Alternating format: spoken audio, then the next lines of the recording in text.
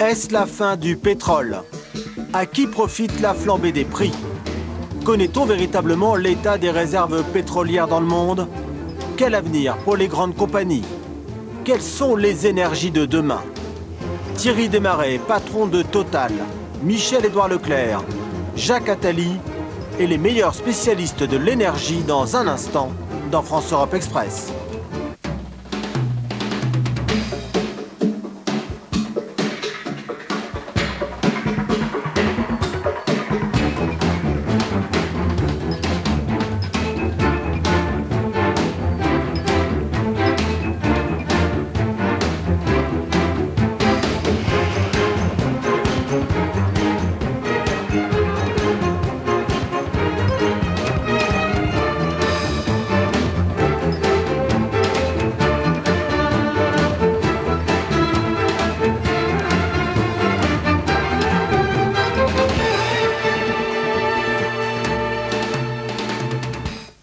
J'ai besoin de ma voiture, j'ai besoin d'essence, donc j'ai pas de limite. Moi je consomme pas du super, mais bon, même le gasoil il a augmenté beaucoup, moi je trouve. C'est affolant. Hein.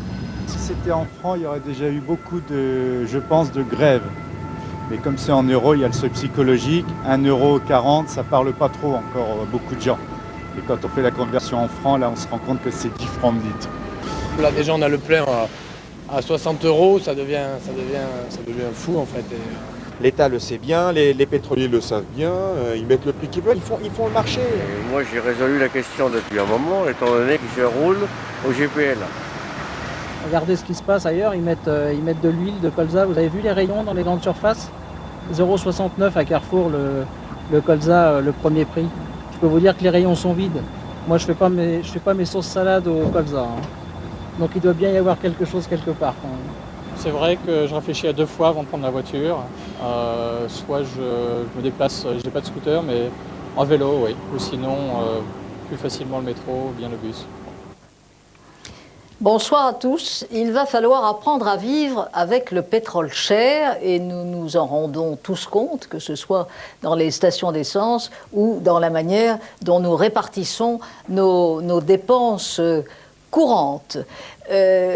L'histoire retiendra peut-être que c'est en cette année 2005 qu'en fait le monde riche auquel nous appartenons, le monde industrialisé, a pris conscience précisément de sa dépendance vis-à-vis du pétrole et de la nécessité sans doute à la fois de diversifier si possible les sources d'approvisionnement, les seuils de rentabilité et aussi de trouver d'autres sources d'énergie et en ce qui concerne les voitures en particulier, d'autres manières de se mouvoir. Thierry Desmarest, bonsoir, merci d'avoir accepté notre invitation. On sait à quel point vous êtes rare dans les médias et donc nous vous en sommes d'autant plus reconnaissants que forcément pour les Français, le pétrole, l'essence, c'est vous. C'est Total, c'est-à-dire le 4e groupe pétrochimique mondial, la plus forte valorisation boursière européenne et bien évidemment l'un des grands groupes mondiaux et vous parvenez à maintenir la concurrence avec d'autres géants du secteur qui engrange, comme vous, des bénéfices considérables. Et ça fera évidemment partie des questions que nous allons vous poser. Noël Goutard. Noël Goutard, vous avez été souvent décrit comme un visionnaire de l'industrie automobile. Vous avez présidé pendant 13 ans aux destinées de Valeo, qui est un gros équipementier et que vous avez fait changer de métier. En même temps, vous présidez en ce moment aux destinées de NG Investments. On a compris que NG, ce sont vos initiales. Michel-Édouard Leclerc, coprésident du groupe Leclerc. À vos côtés, Monsieur Estival, alors vous représentez les artisans taxis, vous êtes le président de la Fédération nationale des artisans taxis et donc vous allez nous apporter le point de vue de, si j'ose dire, de l'usager, mais alors de l'usager professionnel. Jean-Marie Chevalier, vous êtes professeur d'économie à Paris-Dauphine et spécialiste des problèmes de l'énergie. Et donc je crois que grâce à vous et grâce à Jacques Attali qui va nous rejoindre tout à l'heure, nous allons comprendre beaucoup de choses sur les problèmes de l'énergie. Mais commençons par ce qui nous concerne tous, c'est-à-dire l'impact de la hausse du pétrole qui est aujourd'hui, Monsieur Desmarais, quoi, aux alentours de 60 dollars. Ça a rebaissé un petit peu aujourd'hui, 59, enfin c'est quand même élevé, hein, 59 dollars du baril. L'année dernière, on était à 38, et il y a 2-3 ans, on était plutôt du côté de 25. Hein. Voilà, et donc ça veut dire qu'en 2 ans, le prix du super à la pompe a augmenté de 20%, hein, je crois, en gros. Oui. Le gazole aussi. Le gazole un petit peu plus même. Le gazole a davantage augmenté que le super. Et alors, à chaque fois que le prix du baril augmente d'$, de façon quasi mécanique, vos profits à vous, évidemment, augmentent arithmétiquement, en quelque sorte. Alors nous, si vous voulez, Comme ceux de vos concurrents, faut bien d'ailleurs. distinguer nos différentes activités. On a des résultats qui viennent essentiellement des pays dans lesquels nous sommes producteurs de pétrole et de gaz. Ça représente à peu près les 3/4 de nos résultats. Et c'est dans ces pays-là qu'effectivement les profits que nous faisons augmentent avec le prix des hydrocarbures. En revanche, en ce qui concerne les activités dans les pays consommateurs, en particulier dans les pays européens, on est très implanté. Il n'y a pas de liaison directe sur les résultats qu'on fait dans ces pays et le prix du pétrole. Alors, commençons par nous intéresser à l'incidence du prix du pétrole sur les consommateurs automobilistes que nous sommes tous ou presque tous, c'est-à-dire le prix de l'essence. Et grâce à Marie-Pierre Courtelmont, nous allons tout de suite nous replonger dans 30 ans d'histoire, comment nous avons subi, avalé, oublié un certain nombre de crises pétrolières, avec pourtant des incidences de prix à la fois du baril et de l'essence à la pompe considérables. Marie-Pierre.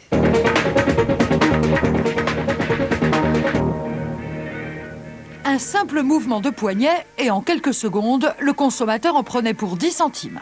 Déjà sans joie et sans bonne humeur. Je pense qu'il y a un abus vis-à-vis du public.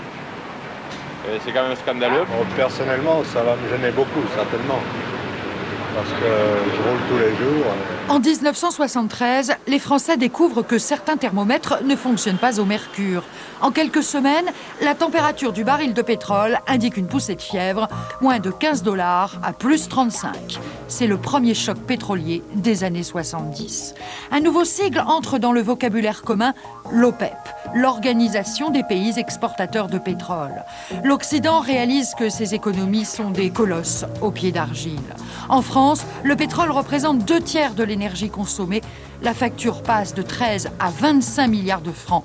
La chasse au gaspille commence. En France, on n'a pas de pétrole, mais on a des idées. Pour économiser l'essence auto, nous avons donc décidé de limiter la vitesse à 90 km à l'heure sur toutes les routes de France et à 120 km à l'heure sur les autoroutes. Naturellement, cette limitation de vitesse a comme conséquence que les courses automobiles et les rallyes seront, jusqu'à nouvel ordre, suspendus. Certains voient également la solution dans les énergies dites renouvelables. En fait, ce sera le tout nucléaire. Le programme de construction est mené tambour battant. Il y a urgence, d'autant qu'au Moyen-Orient vient d'éclater un conflit entre deux pays producteurs. La guerre entre l'Iran et l'Irak semble entrer dans une nouvelle phase d'escalade. 2 pétroliers turcs ont été touchés ce matin au sud du terminal pétrolier iranien de l'île de Karg. Le conflit résonne directement sur le prix du pétrole. Ce sera le 2e choc pétrolier, le plus important, celui des années 80. À la pompe, les Français sont désabusés. De toute façon, j'ai aucun pouvoir de décision là-dessus, donc j'attends de voir ce qui va se passer. Si l'essence augmente trop, eh bien, j'arrêterai de rouler. Depuis, malgré 2 guerres du Golfe, le prix du pétrole a chuté. En 20 ans, si le baril n'est pas descendu en dessous des 10 $, il n'est pas monté au-dessus des 40. En revanche, au thermomètre de l'humeur des consommateurs... J'arrive à un plein de 46 € pour une petite voiture. Ça commence à faire très cher, quoi. Que ce soit en francs ou en euros, les prix à la pompe n'ont pas baissé. En fonction du carburant, ils tournent entre 1 € et 1,40 € le litre. Précision, l'essence française est parmi les plus taxées d'Europe. Monsieur Desmarais, pour vous, qui êtes aussi distributeur d'essence à la pompe, est-ce que le consommateur est, au fond, à un seuil de tolérance indéfiniment extensible et une mémoire très courte, comme on vient de le vérifier? Tellement le besoin de la voiture est prééminent. Je comprends que pour tous les consommateurs, tous les automobilistes, la montée rapide qu'on a depuis 18 mois pose problème et porte atteinte à leur pouvoir d'achat. Ceci dit, il faut quand même rappeler que en termes réels, c'est-à-dire en ayant corrigé de l'inflation entre-temps, les carburants aujourd'hui sont un peu moins chers qu'ils n'étaient au début des années 80, après les 2 chocs pétroliers qui étaient rappelés. Tout carburant confondu. Qu'on prenne l'un ou qu'on prenne l'autre. Et simplement, c'est vieux, 1980, et donc en 25 ans, on a oublié qu'on était à ces sommets-là à l'époque. Entre-temps, ça a beaucoup redescendu, on s'est habitué à des prix des carburants relativement bas, et le réveil est douloureux. Justement, la première question qu'on pourrait se poser ce soir, c'est est-ce que c'est purement conjoncturel, cette hausse du prix du pétrole, 70 $ le baril? Est-ce que demain, ça sera 100? Ou bien est-ce qu'on peut espérer que dans les années qui viennent, on ait, comme on l'a vu sur le graphique, une baisse du prix du dollar? Est-ce qu'il faut s'habituer à une baisse du prix du pétrole répercutée pour le consommateur? Ce qui est possible, si vous voulez, si, comme on commence à le voir dans un certain nombre de pays, l'augmentation du prix du pétrole se traduit par une baisse de la demande. Par exemple, dans les grands pays européens, depuis quelques mois, on constate que les ventes de carburant sont plus faibles que les mois correspondants de l'année précédente. Donc si ce mouvement prend un petit peu d'ampleur, on a aussi malheureusement pour d'autres raisons, dans les pays en développement qui ne sont pas producteurs de pétrole, pour des contraintes financières, là aussi la consommation de pétrole diminue. Donc si ce mouvement prend un peu d'ampleur, on peut avoir un certain reflux du prix du pétrole. Mais ça ne va pas aller très très loin, je crois, parce que les pays de l'OPEP ont expliqué qu'ils avaient envie finalement d'un prix du pétrole. Ils disent peut-être que 60-70 c'est un peu haut, mais 40-50 ça serait bien. Et eux, ils ont encore des réserves suffisantes pour ouvrir ou fermer le robinet. Et exactement. Comme à l'heure actuelle, la capacité mondiale de production de pétrole tourne presque à plein, elle tourne à 98%, c'est très très élevé. Il suffit que l'Arabie Saoudite ferme un tout petit peu le robinet si le prix du pétrole se mettait à descendre un peu bas à leur goût, et puis ils arriveront à le garder dans la zone 40-50 $. Donc je pense qu'il faut quand même qu'on garde en tête qu'on ne va pas revenir à la situation. Donc on pourrait dire, M. Desmarais, que c'est la fin de l'insouciance. On a eu des périodes d'insouciance, on a eu des périodes aussi de forte réaction.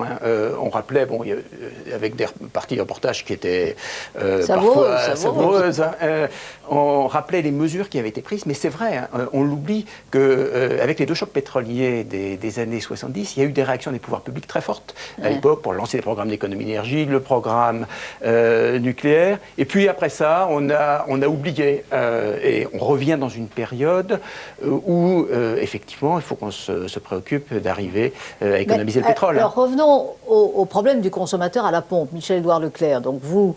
Il n'y a pas qu'à la pompe, parce que sur le plan du chauffage, par exemple, on a les mêmes répercussions. La hausse du fioul, ça doit être quelque chose comme 30-32%.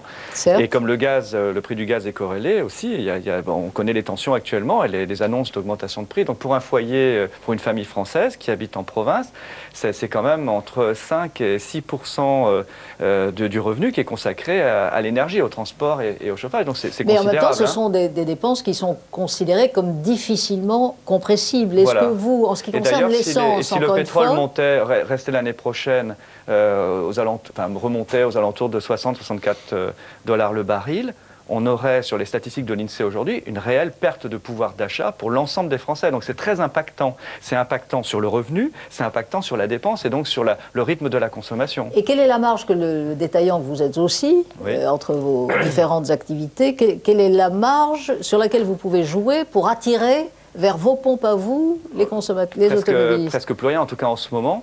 Le marché est très bagarré, puisque vous le savez, les grandes surfaces aujourd'hui représentent quelque chose comme 50%, un petit peu plus peut-être. Oui, vous êtes vous êtes un gros client de Total. Je suis à la fois un client de Total, et un concurrent. Pas toujours fidèle,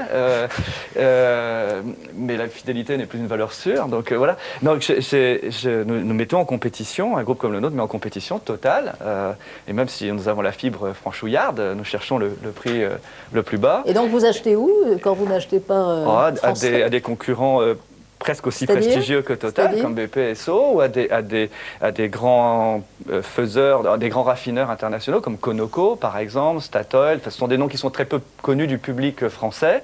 Et donc, en fait, aujourd'hui, la marge sur laquelle nous pouvons jouer, c'est une marge de distribution. Je rappelle que, M. Desmarais aurait pu le dire, en France, nous avons le prix d'achat hors taxe qui est le plus faible d'Europe. Donc la concurrence fonctionne bien entre Carrefour, Leclerc, Auchan, etc. Mais, après, aussi entre Total et les taxes, et les grandes surfaces. Donc la fameuse TIPP, là. Oui. Alors plus la TVA. Donc aujourd'hui, c'est l'État qui je ne vais pas dire ce sucre, mais c'est l'État qui prélève le plus et qui est le plus fabricant du prix des... qu'il perd de l'argent, l'État, puisque les consommateurs réagissent en fonction du marché et donc ils diminuent leur consommation. Et là, on a appris cette semaine que, sur preuve de contraire, l'État perd de l'argent en matière de TIPP et de TVA. Si c'est vrai qu'il perd, il n'y a pas si d'argent c'est vrai qu'il ne va pas en gagner, si c'est vrai qu'il n'y a pas de cagnotte, je trouverais de bonne politique que l'État s'y engage. On va avoir le débat budgétaire. Moi, je ne suis pas démago, je ne dis pas qu'il faut baisser le prix des carburants. On va en parler tout à l'heure. Il y a des investissements à faire dans le cadre justement de politiques alternatives. Mais si vraiment on est sûr qu'il n'y a pas de cagnotte, que le gouvernement s'engage dans la loi budgétaire à ne pas prélever plus que la masse aujourd'hui. Et je vous assure que dans les foyers français, dans les familles françaises, ça va déjà rassurer sur la ponction future. Nous, en tant qu'acteurs économiques, mais que ce soit Total ou la grande distribution, notre marge de concurrence, elle est très très faible par rapport au prix final. Aujourd'hui, par exemple, un groupe comme le nôtre, on est à prix coûtant. En temps normal, on est aux alentours de 2-3% de marge. C'est rien, quoi. Et en plus, aujourd'hui, on voit bien que les consommateurs sont complètement perturbés, prix en euros, plus variation terrible d'une semaine sur l'autre du prix des carburants. Donc pas question de prendre de marge. Nous sommes des hypermarchés, nous sommes à l'extérieur de la ville, il faut faire venir les gens. Donc pour nous, aujourd'hui, c'est un vrai service. Et donc c'est cette pression-là que nous faisons sur le prix de détail. Et malgré ça, même nous, Leclerc, deuxième ou troisième distributeur français de carburant, nous n'arrivons pas à peser sur l'amont du marché, là où se fabrique le prix du pétrole hors taxe, si vous voulez. Alors justement, avant d'entendre les réactions de M. Estève, qui, je le rappelle, représente la Fédération des artisans taxis, je vous propose tout de suite, grâce à Lionel Cotu, de voir comment se situe le prix à la pompe en France par rapport à nos voisins européens. Lionel.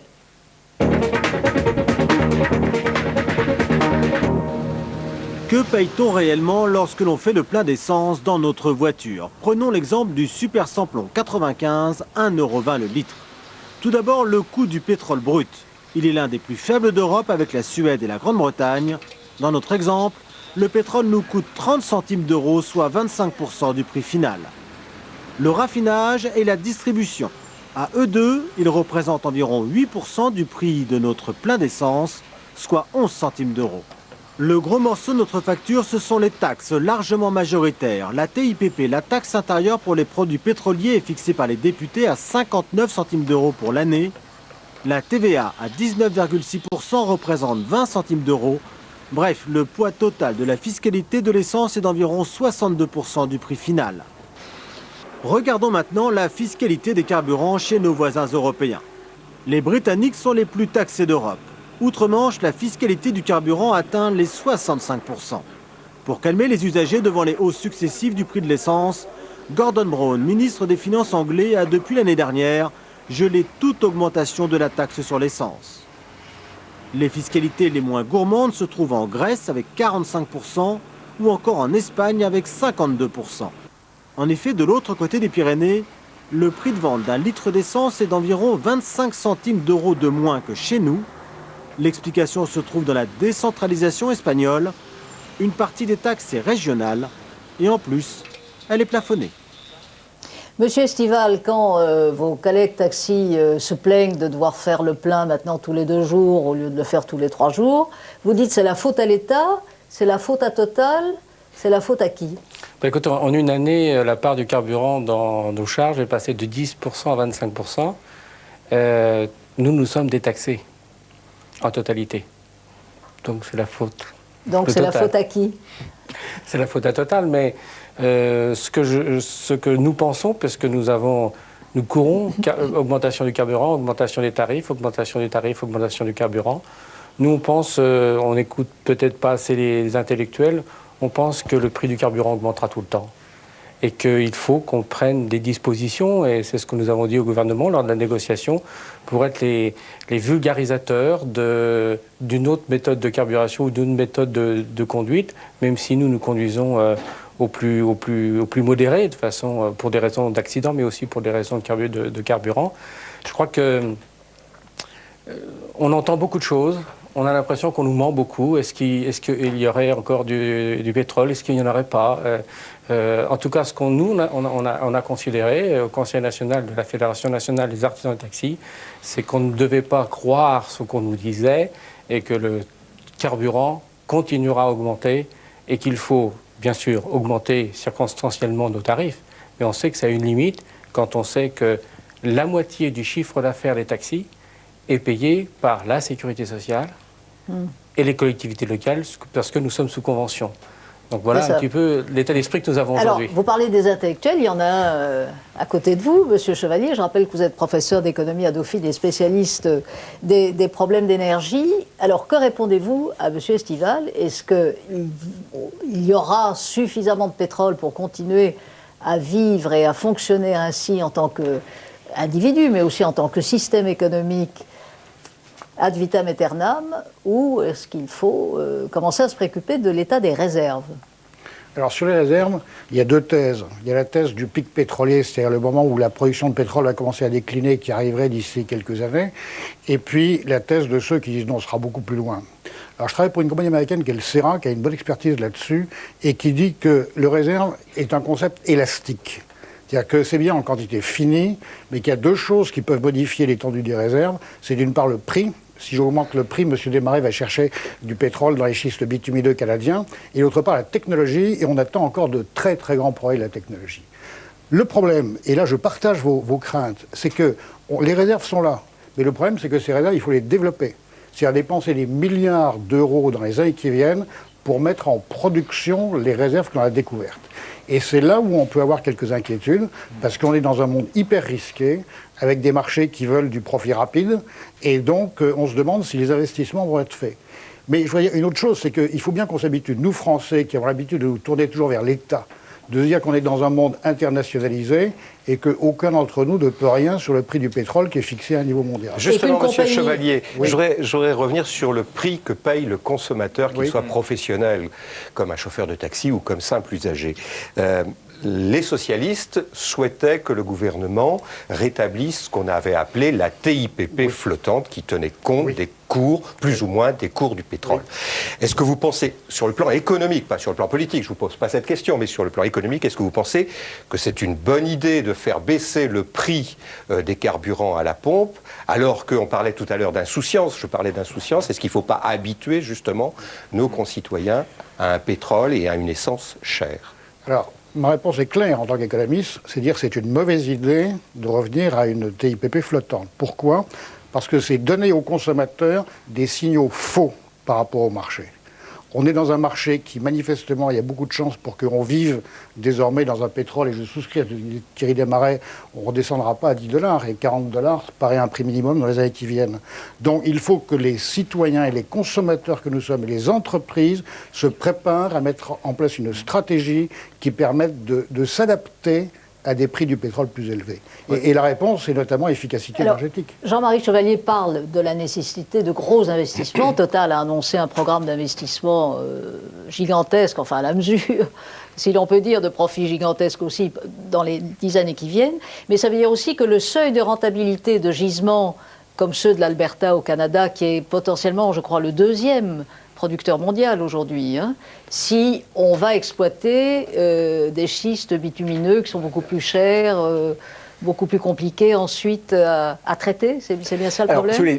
On a besoin maintenant d'aller chercher le pétrole un peu dans les coins impossibles. Le Canada, c'est très pacifique. Oui, mais il faut voir ce que c'est. C'est une espèce de roche imprégnée de bitume. Donc il faut manipuler des quantités absolument énormes pour arriver à sortir du bitume. Après ça, il faut transformer le bitume en un pétrole qui soit utilisable. Donc c'est vrai que la montée du prix du pétrole, de ce point de vue, permet de mettre en valeur plus rapidement ces ressources de schiste de quel prix du baril de pétrole? Moi, je pense qu'à partir de 35 $ du baril, on commence à avoir à peu près la rentabilité. Alors, et c'est pour ça que vous venez d'acheter. On vient effectivement d'investir $1 milliard pour racheter une grande propriété qu'on va développer dans les prochaines années. Mais ce qu'on a dépensé là, c'est juste la partie émergée de l'iceberg des investissements. Hein. On a derrière sans doute 8 ou 9 milliards de dollars d'investissement pour arriver à produire cette propriété. Je prends un autre exemple, si vous voulez. L'offshore très profond. Maintenant, on va chercher les réserves de pétrole, on va explorer et développer les réserves de pétrole par 2000 mètres de profondeur d'eau. On aura demain dans les nouvelles frontières des zones arctiques qui vont poser d'autres challenges pour arriver à les développer. Et c'est vrai que de ce point de vue-là, la montée du prix du pétrole va permettre à la fois de prolonger la vie des champs existants et de mettre en production des réserves différentes. Il y a juste un commentaire que je voulais faire sur ce que disait Jean Chevalier tout à l'heure. Ce problème de savoir pour combien de temps on a du pétrole, c'est pas facile d'y répondre, hein, parce qu'il y a eu beaucoup d'erreurs de prédiction. Il y a 30 ans, en général, les prévisionnistes se trompent tout le temps. Tout le temps. C'est une Mais vraie leçon. massivement. Il y a 30 ans, le Club de Rome nous avait dit attention, on n'a plus que 30 ans de réserve de pétrole devant nous, donc croissance zéro. Alors, heureusement, on ne les a pas écoutés. Il y a eu de la croissance entre-temps, il y a eu de la croissance de la consommation de pétrole aussi, et on a aujourd'hui 40 ans de réserve de pétrole devant nous. Alors, j'en tire pas, si vous voulez, la conclusion que de toute manière, tout va se passer indéfiniment comme ça, parce que je vois quand j'en parle avec les géologues, nos équipes d'exploration, ils sentent quand même qu'il y a beaucoup de zones dans le monde qui ont été maintenant bien explorées et que les coins où on peut aller chercher de nouvelles idées commencent à être moins fréquentes. Donc je pense que ce qui est important, c'est qu'on arrive à réserver de plus en plus le pétrole aux usages pour lesquels il est le plus difficilement remplaçable, c'est-à-dire toutes les fonctions de transport, que ce soit transport aérien, maritime, terrestre, et les fonctions matières premières de la pétrochimie. Et puis on aura d'autres usages, que ce soit pour la production d'électricité, pour le chauffage, qui sera pour lequel il y aura d'autres énergies. On parle même de revenir au chauffage au bois. Hein, on lit ça dans les certains gazettes, cas. Alors si on arrivait à ramener l'augmentation de la demande de pétrole du côté de 1% par an, à mon avis, on pourrait voir la production pétrolière ne pas culminer, je dirais, sur les 20 ans qui viennent. Autrement dit, se donner du temps pour préparer la relève par d'autres énergies. Ouais, je bouillais un petit peu, parce que je suis entièrement d'accord avec vous sur le long terme. Mais vous vous rendez compte de la conversation qu'on a eue tout à l'heure? En gros, ça voulait dire aux gens, l'augmentation, vous la prenez de plein pot, ça va continuer et on ne peut rien y faire. Attendez, bien sûr, il faut habituer les gens au pétrole cher, mais c'est très impactant sur le revenu des gens, comme on l'a dit tout à l'heure. Donc il faut l'accompagner, on ne peut pas dire simplement, on ne peut pas avoir poussé les gens à s'équiper en gaz, par exemple, même à mettre des subventions parce que c'est une énergie propre, et puis maintenant dire c'est 32% de plus et débrouillez-vous. Donc pour moi, évidemment, il y a un facteur d'amélioration du prix, c'est d'améliorer la concurrence, ne serait-ce que là où elle ne joue pas encore à fond, par exemple entre nous sur les autoroutes, il faut qu'on puisse venir se bagarrer avec vous pour faire baisser le prix sur les autoroutes. Même ou dans si vous ne d'autres faites pas de raisons. marge. Bien sûr, mais il y a quand même un écart de prix. Attendez, je ne suis pas là pour servir ma soupe, mais il y a quand même des écarts de prix entre nous. Hein. Et puis, la deuxième chose, c'est qu'il y a des gens qui n'ont pas les moyens de payer. Vous l'avez dit tout à l'heure, ce ne sont pas des dépenses incompressibles. Donc, il faut les accompagner, ne serait-ce que ceux qui sont les plus laissés pour compte de la croissance, il faut accompagner ça. Et enfin, troisième point, puisque c'est sur le long terme, justement, la politique budgétaire doit faire un arbitrage entre les nécessités d'accompagner socialement, que ce soit des professions qui doivent évoluer ou que ce soit des consommateurs. Donc ça, c'est la responsabilité du politique. Mais quand vous avez été convoqué par le Premier sur la ministre... consommation, vous vous rendez compte ce qui va passer sur la consommation? Parce que si on ne consomme plus, et là je ne plaide pas pour mon sein comme distributeur, mais si on ne consomme plus, c'est aussi tout le système d'emploi qui va, tout le rythme de la croissance qui va être touché. Donc il y a des arbitrages un peu plus fins à faire que de dire simplement, maintenant on est sur le pétrole cher. Oui, mais ce qu'on a entendu, Michel-Édouard Leclerc, c'est le Premier ministre qui a fait venir Thierry Desmarais et un certain nombre de ses collègues. Michel-Édouard Leclerc était invité aussi. Thierry Breton, qui vous a aussi convoqué à Bercy. Et Dominique de Villepin a mis en cause la capacité de raffinage. Parce que ce qui est vrai, au fond, c'est que la crise d'aujourd'hui, c'est finalement une crise de la demande. C'est-à-dire qu'il y a plus de demandes alors que les crises précédentes, c'était plutôt une crise de l'offre. C'était les pétroliers qui, pour des raisons politiques et géopolitiques, restreignaient leur production. Donc là, sur le raffinage, est-ce qu'il est exact que les capacités n'ont pas été suffisamment développées, il n'y a pas eu assez d'investissements. Aux États-Unis, on l'a bien vu au moment de Katrina, mais en France aussi? Non. En France, on a une capacité de raffinage qui est de 100 millions de tonnes. Total, on a 55%. Donc, c'est vrai qu'après les fusions, on est un très gros acteur.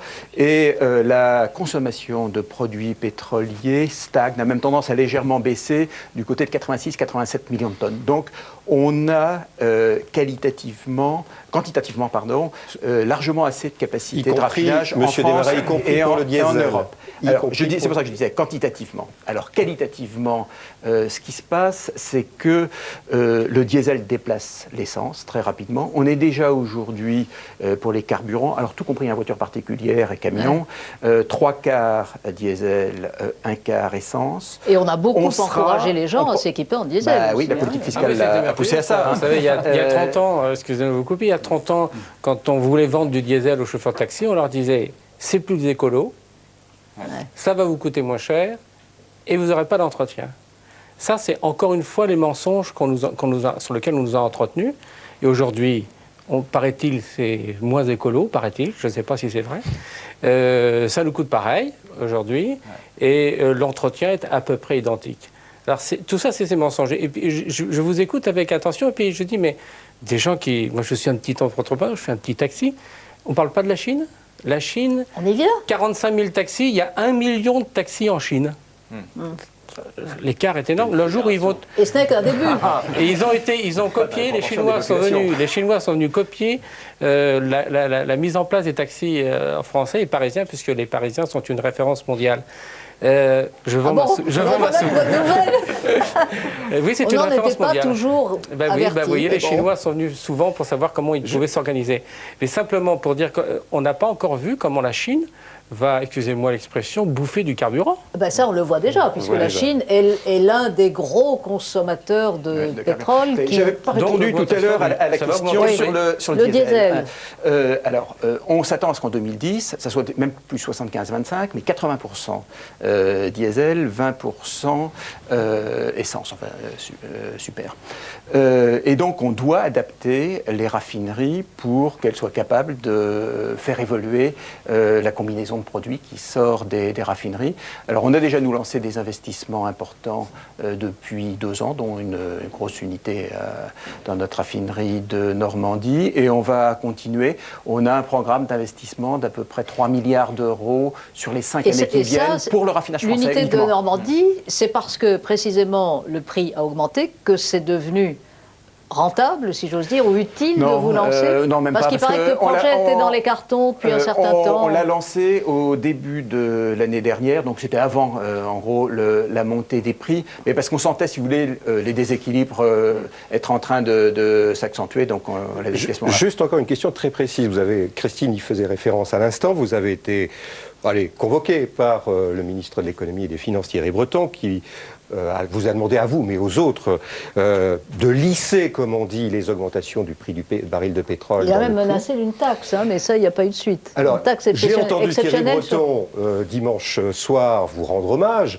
Vous avez effectivement diminué, vous avez évité de répercuter la hausse du prix du baril de pétrole. Si je prends un exemple récent, qui sont les conséquences des cyclones dans le golfe du Mexique, bon, ça a interrompu le fonctionnement d'un certain nombre de raffineries, ça a fait flamber les cours, et on avait pris l'engagement, et on l'a respecté, d'étaler la hausse sur 3 semaines. D'ailleurs, on n'a pas eu complètement la hausse, parce que ça commençait à redescendre avant la fin des 3 semaines. Il y a eu des moments où on était en retard de répercussion de 5 centimes d'euros par litre. Donc on a joué le jeu. Ceci dit, on avait déjà commencé un peu avant pour le cyclone précédent, parce qu'on a des clients Michel Edouard-Leclerc a ses clients auxquels il tient. Moi, j'ai les miens auxquels je tiens. On a d'ailleurs spécialisé, nous, des réseaux à l'intérieur du groupe Total pour les différentes catégories de clientèle. On a un réseau Total, qui n'est pas avec des prix aussi bas que ceux de la grande distribution, mais où il y a une qualité de service. On a en particulier la clientèle professionnelle qui vient beaucoup. On a un réseau, ce qu'on appelle Elf jaune et bleu, là, aux couleurs de la voiture de Formule 1 en partenariat oui, c'est assez paradoxal d'ailleurs, ce triomphe de Renault en Formule 1 au moment où... et qui, là, est pratiquement à 1 centime près au même prix que la grande distribution. On a encore un troisième réseau qui s'appelle Elan pour le monde rural, parce que c'est un vrai problème. Alors, c'est souvent des commerçants indépendants qui sont fédérés sous ce réseau. Donc, on essaye d'avoir une offre correspondant aux différentes catégories de clientèle. C'est vrai, de pouvoir donner des carburants pas chers à ceux pour lesquels c'est une vraie contrainte financière. Puis, il y en a qui préfèrent une qualité de service supérieure. À la campagne, on aime bien aussi avoir quand même une pompe pas trop loin. Il y a une question que j'aimerais vous poser, parce que, évidemment, la tentation face aux hyper profits annoncés, enfin, dans l'ordre de comparaison des gens, ça paraît énorme, les profits annoncés par les compagnies pétrolières. Moi, je considère que vous êtes un grand monsieur, vous dirigez une compagnie qui est très très bien gérée. Mais est-ce qu'on peut vous demander, parce que vous comprenez, les consommateurs sont en droit de se demander pourquoi ils paieraient le prix fort quand d'autres en amont engrangent, est-ce qu'on peut vous demander la part de ce profit qui va à la rémunération de l'actionnaire et la part qui va en réinvestissement, si je puis dire, si tant est que c'est dissociable. Plus le rachat d'actions que vous avez pratiqué systématiquement.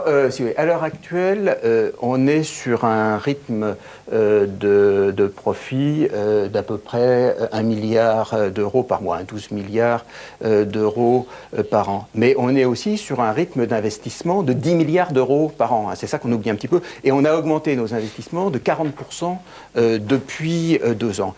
Et je dirais, comparé aux autres grands groupes pétroliers, on investit beaucoup plus rapporté à notre taille que nos grands concurrents, parce qu'on souhaite se développer rapidement dans les activités de production, d'exploration de production de pétrole et de gaz. Et puis, on a lancé ces programmes d'investissement dans le raffinage qui sont maintenant importants, alors que longtemps, effectivement, c'est vrai, le raffinage n'a pas très bien vécu, il faut bien dire. Il y a eu des successions d'années de pertes assez catastrophiques. Donc, si vous voulez, il y a 80% des profits qui vont aux investissements. Alors, on va tout de suite, grâce à Guillaume Van Hems, écouter les questions, Monsieur Desmarais, que les auditeurs internautes de France Info ont envie de vous poser ce soir. Guillaume. Et bonsoir. Et déjà, cette question de Jean-Michel Demarthe qui poursuit un petit peu l'offre dont vous nous faisiez la pub il y a quelques instants. Alors lui, il dit, je suis PDG d'une entreprise moyenne, 250 personnes quand même. J'ai de gros besoins, 10 000 tonnes de fioul lourd par an pour faire marcher ma boîte. Alors avant 2001, 2 fournisseurs, Esso Total. Depuis 2001, un seul fournisseur, Total. Région Sud-Ouest, résultat, des prix qui ont augmenté de 20 à 30%. Et vous demande si vous n'en profitez pas un petit peu, s'il n'y a pas là un abus de position dominante.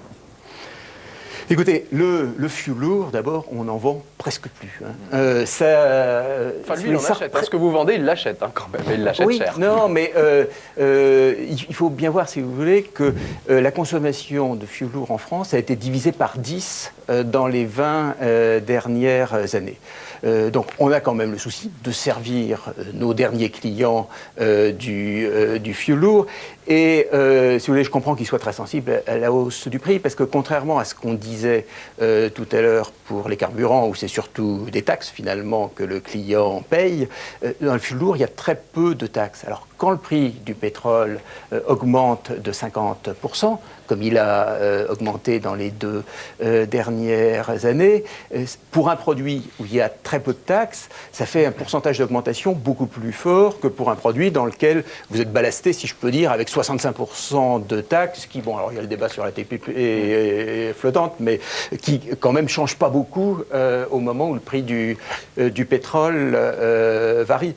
Alors ceci dit, il peut aussi, il y a d'autres, on n'est pas les seuls à fournir du fioul lourd. Il y a 4 raffineurs en France qui produisent du fioul lourd, et puis il y a un certain nombre de consommateurs qui importent aussi, comme Michel Edouard-Leclerc expliquait tout à l'heure, quand il met tout le monde en concurrence, c'est à la fois ceux qui sont installés en France, ceux qui sont dans les autres pays européens.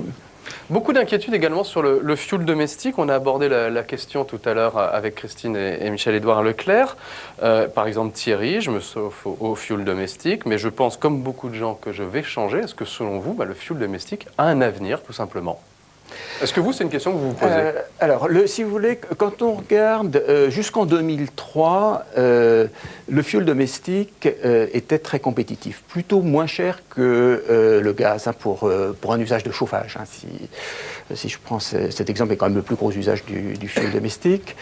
C'est vrai que depuis 18 mois, la montée du prix du pétrole s'est traduite par une montée importante du prix du fioul domestique. Si vous voulez, c'est un petit peu une situation intermédiaire entre le fioul lourd et les carburants. C'est-à-dire qu'il y a quand même un peu de taxes sur le fioul domestique, mais il y en a moins que sur les carburants. Donc les hausses du fioul domestique sur 18 mois ont représenté quelque chose de 25 à 30%. Alors ça fait très mal pour ceux qui sont consommateurs. Alors ce qu'il faudrait quand même signaler, c'est que l'État n'est pas neutre. Le fioul domestique est davantage taxé que le gaz à usage domestique, alors que c'est dans les deux cas, c'est des matières premières importées. Donc il y a peut-être aussi quelque chose à regarder de ce côté-là. Guillaume ? Michel-Édouard Leclerc, le fioul domestique a un avenir selon vous? Non, moi je suis assez d'accord que il faut essayer. Enfin, on est déjà dans le problème de l'indépendance du consommateur, de la tentative d'agir contre ces hausses. Moi, je pense qu'on est carrément là dans la problématique des énergies alternatives. Autant pour les transports, il y a beaucoup de choses incompressibles. Autant pour les jeunes foyers qui vont s'équiper, pour les gens qui vont construire une maison, il faut vraiment maintenant poser le problème, si ce n'est des énergies d'appoint, mais carrément des autres types d'énergie. Au moins sur ce secteur-là, entre le solaire, même si tout ça est à développer sur les 10 ans qui viennent, on va trouver des marges de manœuvre. Et en tout cas, il faut que les consommateurs reprennent leur indépendance par rapport à ces flux de marché en construisant. Oui, parce qu'on a l'impression à chaque fois de subir. Mais monsieur a raison tout à l'heure, on est parti pour là. Et on n'a pas dit tout à l'heure, mais si l'euro ne nous avait pas protégés de la hausse du prix des carburants, ce serait encore pire. Exact. Parce que l'euro joue, je ne sais pas si vous êtes d'accord avec moi, l'euro, c'est quand même 20% de hausse de pétrole en moins, si je puis dire aujourd'hui, à quelque chose près. Il y a un facteur tampon. Mais si, au-delà de la variation du prix du pétrole... Parce qu'aussi le dollar s'est dévalorisé par rapport à l'euro. Dans un sens ou dans l'autre, donc on est protégé. Donc moi, je crois aujourd'hui que c'est inéluctable. On est rentré dans le domaine de l'énergie chère. Les consommateurs ne pèsent pas sur ce marché. Et même des grands groupes de distribution comme les nôtres, on a du mal à peser sur l'amont. Donc c'est de l'intérêt à la fois des citoyens comme des entreprises d'essayer de trouver des marges de liberté, si je puis dire, jeu de mots, dans les énergies alternatives. Alors justement l'exemple de Richard, pour parler de l'exemple de la voiture. Lui, il dit, moi je suis comme des millions de personnes, je me contentais d'une petite voiture qui roulerait à 90 km/h avec une autonomie de 250 km. Alors j'essaie depuis 2 mois d'avoir une voiture électrique sans succès. Chez Renault, on me dit qu'il y a beaucoup de demandes, mais qu'on ne peut pas les satisfaire. Peugeot n'en fait plus.